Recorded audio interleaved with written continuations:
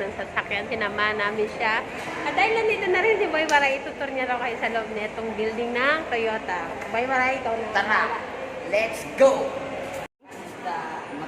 Matagal ko nang pinapangarap. Sumigat nga na ako nito, bigilin ko to. Para, Pangarap mo yan dati? Pangarap ko, para matupad na din yung pangarap ko. Kaya, O, malay mo naman.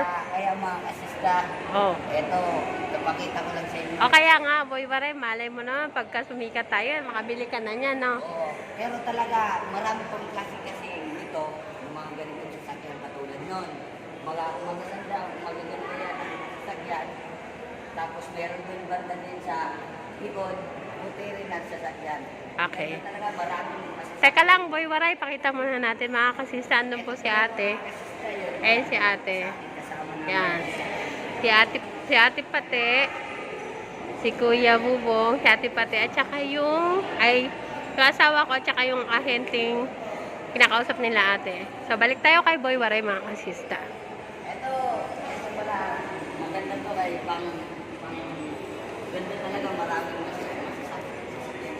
Lakas naman, hindi ka na marinig. Madaming naman ito. Kahit saan. So, kung yung pagka sumikat, kailan ang bibili mo niyan? Ang gusto ko lang talaga, kahit simple lang na sasakyan, katulad dito, simple lang.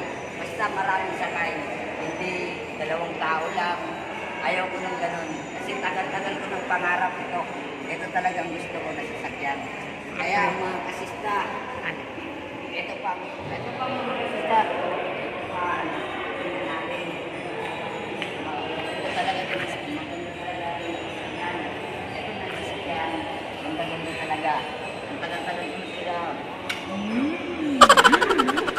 Dahil ganito lang muna. Okay lang yan sa akin. Basta ganyan. Wow! Wow!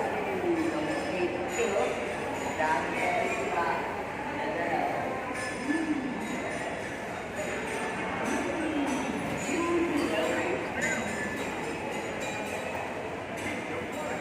Naakin lang to.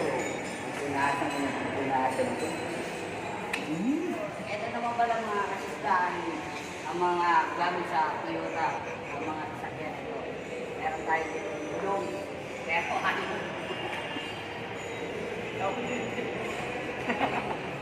Kaya let's go mga kasista. Alis na tayo. Iiwanan na tayo mga kasista natin. Iniwan na pala tayo. Mga kasista, iniwan na kami ni ate. Iniwan na pala kami ni ate, oh.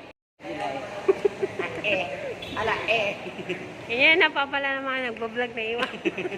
Naiiwan siya. Iniwan kami na ate. Lalabas na kami mga kasista. Eto, paalam ng mga kasita. Nakakis ka lang. Eto na po.